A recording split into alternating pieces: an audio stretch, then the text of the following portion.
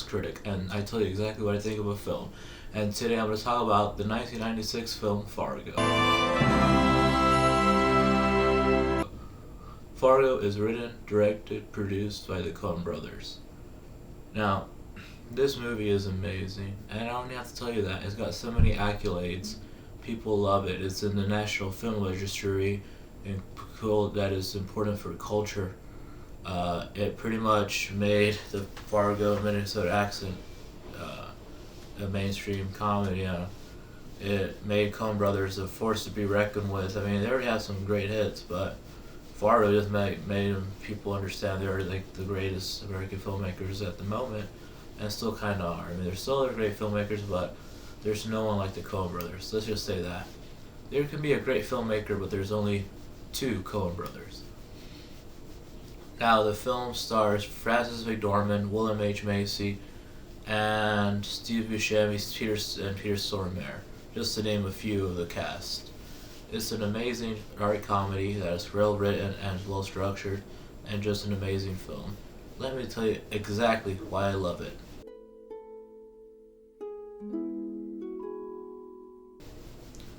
We begin the film with "this is a true story" thing. Now, why did the Coen brothers do this? Well, Joel Coen, the director and co-writer, pretty much said, well, I mean, if we put this card on top saying that this is a true story, people will be more inclined to believe it, even though it's an outrageous story. That's really why. So it's not really a true story, but it is a story. I love this opening shot. It's not very complex or anything. It's just very basic, a lot of white, very wide, and it's just a lot. It's an amazing shot and an amazing opening to the movie. We now see William H. Macy as Jerry Lindergaard, as he tries to get these two people, Carl Showalter, who bears the same name similar to Michael Showalter, which is funny, and Gerd Gimsword. Now, Jerry wants them to kidnap his wife. You want your own wife kidnapped? That's literally what I just said. But instead of him paying the ransom, it's his rich father-in-law. See, it's not me paying the ransom. The thing is, my wife, she's wealthy. Her dad, he's real well off. Now, funny thing is William H. Macy fucking petitioned pretty much to be this role. He is great in this role because, one, he's a sleazy businessman. He's not a great person, but you kind of want to root for him because he's in trouble and he wants to get out of it, but he's doing it in a terrible means. And I love Steve Buscemi's performance in all of this movie, especially this scene. Alright, so after that, he goes back to his home in Minneapolis. This is literally every critic after being asked what they thought of Fargo. How is Fargo? Yeah, real good. So we meet his father-in-law, who's not very nice to him and kind of condescending. Gene and Scotty never have to worry.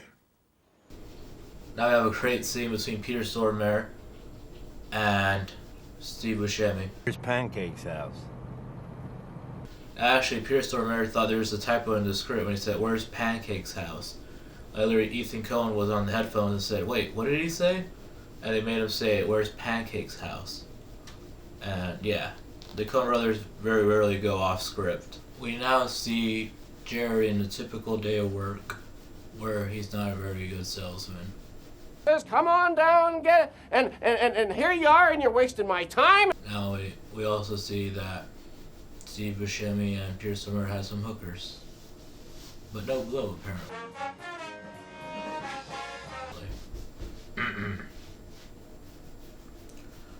Then Jerry gets a call from his father-in-law saying that he might be interested in his deal.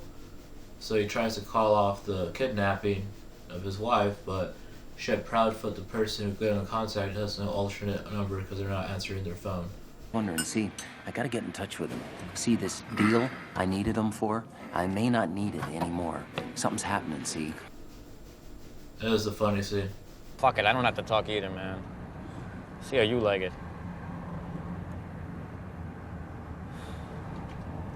Just total fucking silence. Two could play at that. And this is Steve Buscemi's amazing acting. Carl Showalter is a motor mouth. He can never shut up, and this is hilarious.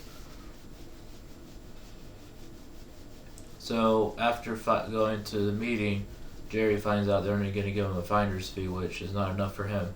So he leaves. Now Wade, his father-in-law, and his business associate are going to go ahead and do the deal without him. I assume if you're not interested, you won't mind if we move on it. Independently. Then his wife is kidnapped. He comes home and he has told Wade, his father-in-law. This is funny. Look, it's something hard, geez. It's terrible.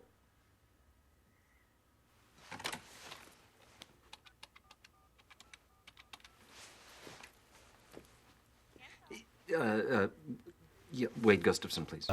So the kidnappers are taking her, Jean, to a cabin, but they get stopped by a cop because they don't have their temporary tags in place. Also, Steve Buscemi tries to fucking bribe the cop with $50, but this is done well.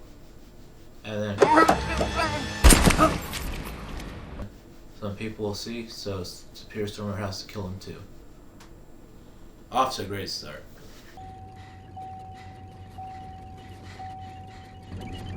And now we're introduced to Frances McDormand playing Marge Gunderson, the pregnant police chief. Even though she is first billed, she comes into the movie 30 minutes in. She has a lovely husband named Norm. And she... Eat a breakfast, Marge. I'll fix you some eggs.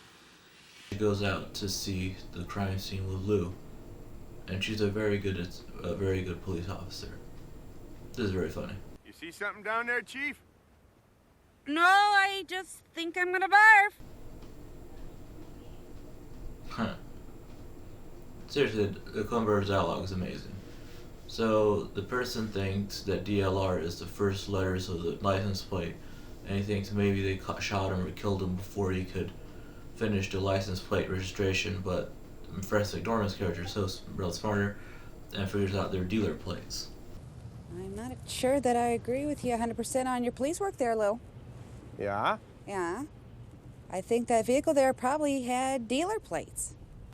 So now Jerry tells Wade, his father-in-law, that his daughter's been kidnapped. So he reluctantly says they're going to give him the $1 million, which Jerry's going to keep most of. They want. Why won't they let her go? You gotta listen to me on this. He has to talk to his son, who seems very scared of this situation. I really feel bad for this kid because if you see who happens in the movie, his life is pretty fucked up right now.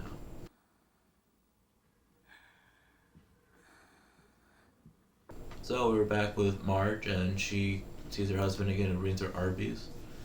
And they find out that someone did register a Sierra with no tag space, and they had prostitutes with them. A Sierra and leaving a tag space blank. Geez, that's a good lead. Yeah, Blue Ox, that's that trucker's joint out there on I-35. yeah. Owner was on the desk then. Said these two had company. So in this really very funny scene, Frances McDormand interviews a prostitute, and this great line happens. Oh, the little guy, he was kind of funny looking. I don't really say. He wasn't circumcised. But yeah, so they figure out through the prostitutes as they're going to Minneapolis. Hey, they said they were going to the Twin Cities. Oh, yeah? While Steve Buscemi tries to turn on the TV to watch Bruce Campbell. I mean, we've all been there, haven't we? Fuck! Fuck! Marge gets a call from an old high school buddy. Oh, jeez. It's 11:15. I hope I didn't wait. So, Jerry is being demanded a full $80,000, and Steve Buscemi's character Carl doesn't know Jerry's gonna get $1 million. He also steals a license plate from a parking garage so he doesn't get pulled over anymore. I do love this scene. Marge goes down to the dealership, asks Jerry if there's any carbon missing, which he says no to. Sing then. Nope, no ma'am. Okie dokie, thanks a bunch. I'll let you get back to your paperwork then. She also interviews Shep Proudfoot, who the people from the two mad guys who kidnaps the wife called. So the police chief tries to get him to confess. Struggling with the narcotics, some other entanglements, currently on parole. So? Well, associating with criminals if you're the one they talk to, that right there would be a violation of your parole. Because if he is in conspiracy with these people, he'll be violating his parole. So, Steve Buscemi has the prostitute and watches Jose Feliciano, which is a really cool cameo. Goes like this. And then Shep beats the shit out of him. Shit, what the hell you doing? I'm banging that girl. Oh! Fucking asshole! The scene is so darkly funny. Alright, so now Steve Buscemi's fed up and he wants Jerry to bring him the money, which he doesn't know is $1 million. So Wade decides he should take the money. And he goes, Steve Buscemi is very confused, shoots and kills him. The fucking joke here?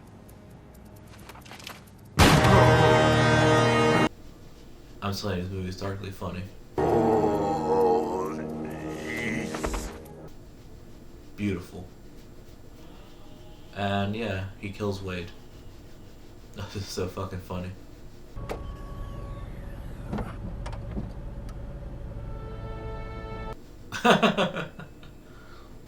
I forgot to mention, this is very important, actually. So, remember how I said Francis McDormand's character gets a call for Old Boy in high school? They actually meet up where he talks about how his wife died. Well, in this scene, she called another Holt from high school saying that he lied to her, that he's got mental problems. So, Francis McDormand, who's always been a cheerful person who believes the best of people, realizes that people can lie. So she goes back to see Jerry Lundergaard, and Jerry flees the scene. Oh, for Pete's sake. Oh, the scene before is pretty funny. Ma'am, I answered your question. I answered the darn... I'm cooperating here. So there's also a call that a funny-looking man talked about going crazy up in the lake and need to kill somebody. So Steve Buscemi finds that there's $1 million actually in the suitcase. So he takes out $80,000 and is going to give it to Grim Griswold. So he goes and gives him the money he thinks is his share. And then he goes takes a car, but Gear gets mad when he talks about his friendship Proudfoot and murders him. See your friend, Shep Proudfoot. Tell him I'm gonna nail his fucking ass.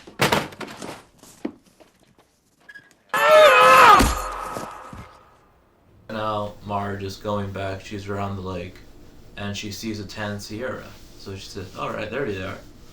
And she finds Gear Griswold putting Showalter's body into a wood chipper, which is a funny dark joke because he was a motor mouth.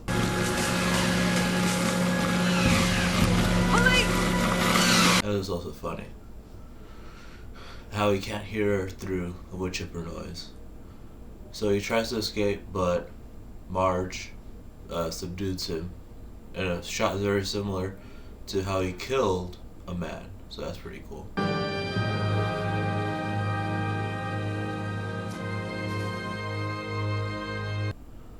So Marge has him in custody now, and just can't understand how someone would kill somebody just for money.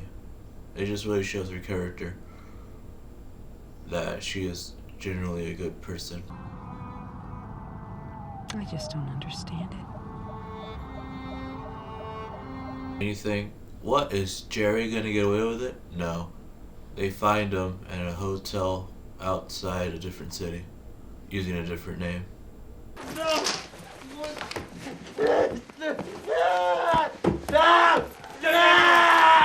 Now now the final shot is Marge and her husband, her husband has just won a contest where he gets his painting as a stamp, but he got the 3 cent. And he felt so upset because his competitor and friend gets the 25 cent. But his wife assures him, hey, you know, people like the little stamps. Sometimes when post goes up, they use those. Which really shows their relationship, which I think is so sweet. And I love this line. 2 more months.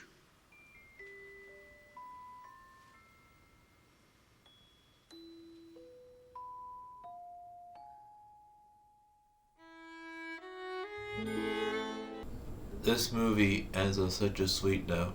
It's just strange for a Coen Brothers movie, really, how the good guy wins. And that was Fargo. I love this film. It is so darkly funny. It has a lot of blood and gore. Not a lot, but it has quite a few. It's violent. Like I said, very darkly funny. Has Jose Feliciano as a cameo, which is awesome. Steve Buscemi's performance is amazing. Frances McDormand definitely deserves her Oscar. Yeah, everyone deserves an Oscar here, especially William H. Macy, which you didn't get. Fuck. Anyway, that has been my review. Remember to like the video, comment the video, and subscribe if you like to. Honest Critic, out.